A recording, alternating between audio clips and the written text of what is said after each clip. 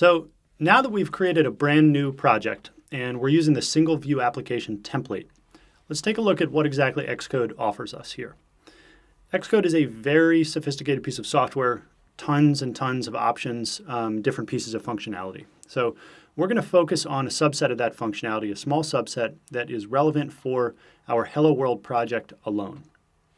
So for that reason, we're going to close this right-hand pane here because it contains information that we're not too interested in at the moment, but we will be later. And I'm going to do that by clicking this Hide Utilities button. We're also going to ignore most of what is in the center pane right now. We can come back to this. These are sort of high-level project settings. A lot of them are ones that we determined when we hit File, New Project up here. We're going to focus on this area over here, which is called the Project Navigator. And that's accessible in this little directory-looking icon up here. There are 8 different options, all of which we will talk about at some point in time in the future, some of which today.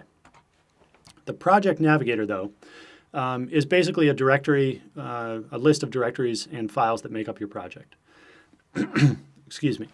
And these are the same files, for the most part, that we saw when we opened up our project in Finder. We see appdelegate.swift, viewcontroller.swift, and so on.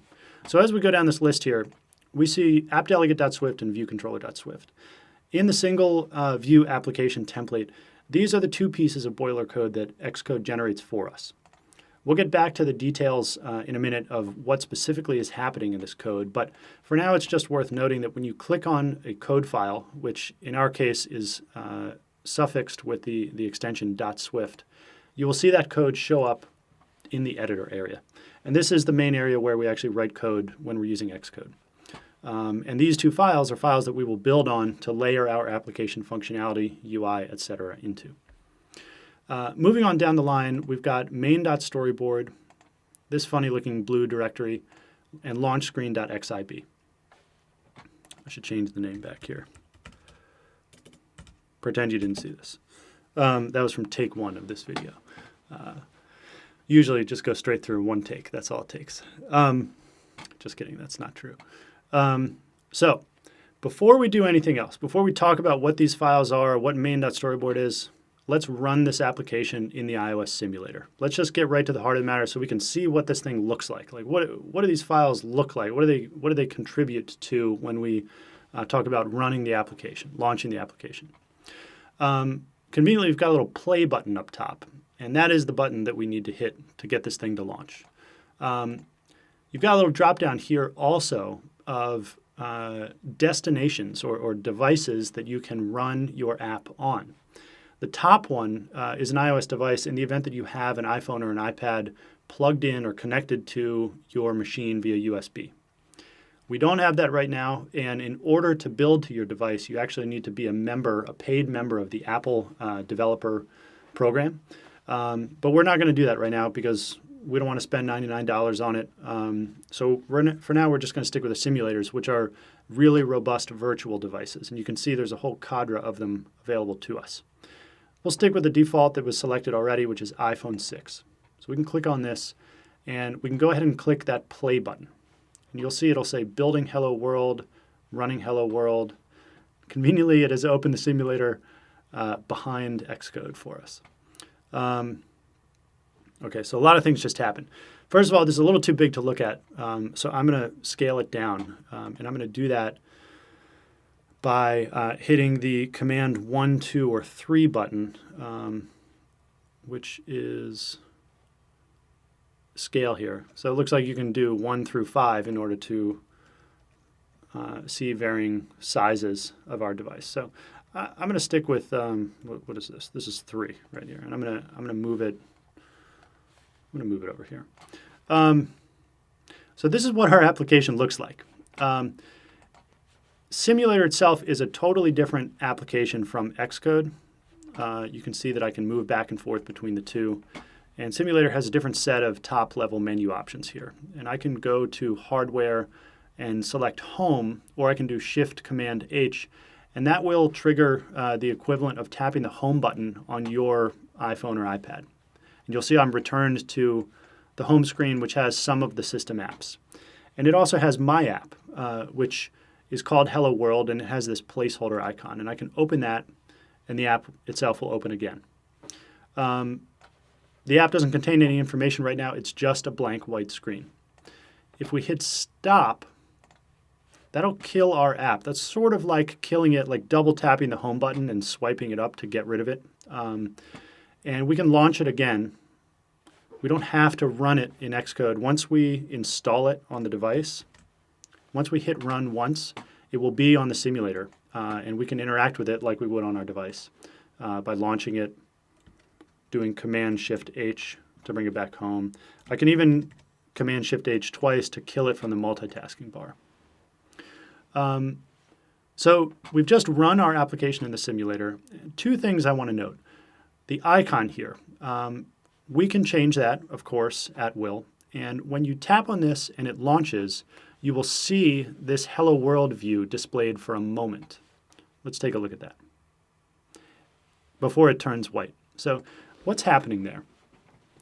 This Hello World view, what's called launchscreen.xib over here, and we'll talk about what that is specifically, but it's worth noting right now that when the device launches your application, it will display this launch screen for a moment, could be a fraction of a second, maybe two, while it hands over control from the OS to us, the developer. So this launch screen is displayed while the system is launching your app, but before it allows our code to take over execution of what's happening on screen.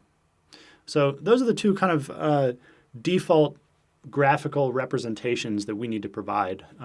One is the icon, and one is this launch screen here.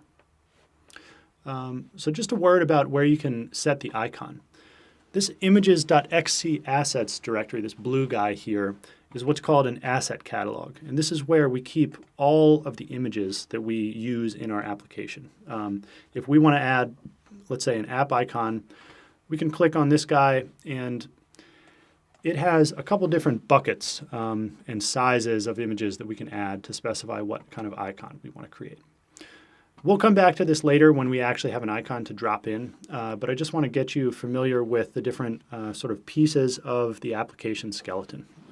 So this is where all images live, and we create things called image sets where they have a name, but we can specify multiple different versions of any one image so that we have device-specific versions of that image. They might all look almost exactly the same, but they'll be specifically for individual devices, an iPhone 6, an iPhone 6 Plus, an iPhone 4S, that kind of thing. The launch screen, you'll see, has this graphical representation here.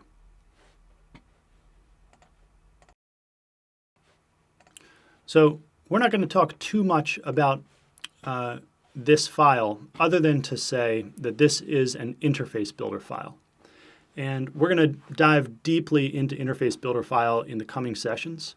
For now, let's just say that interface builder is a very robust and powerful tool that lives within Xcode, whose purpose is to allow us or give us a mechanism to graphically assemble user interfaces by dragging and dropping buttons and other elements onto this canvas, text labels, and we can not only add elements to this, but we can define very powerful configurations of how those elements are laid out with respect to one another.